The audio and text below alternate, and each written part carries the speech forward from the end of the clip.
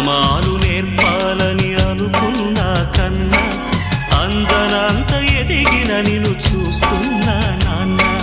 కలిసొచ్చిన కాలానికి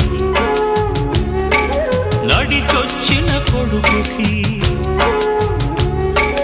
కలిసొచ్చిన కాలానికి నడిచొచ్చిన కొడుకుకి స్వాగతం చెబుతున్నా. నేనే పసివాణ్ణై నీ నీడ చేరుకున్నా. జీవితాన ప్రతి పాఠం చేరే అనుకున్నా. తీయనైన మమతల రుచి నేడే చూస్తున్నా. అనుబంధపు తీరానికి నడిపించిన గురువని, అనుబంధపు తీరానికి నడిపించిన గురువని వందనం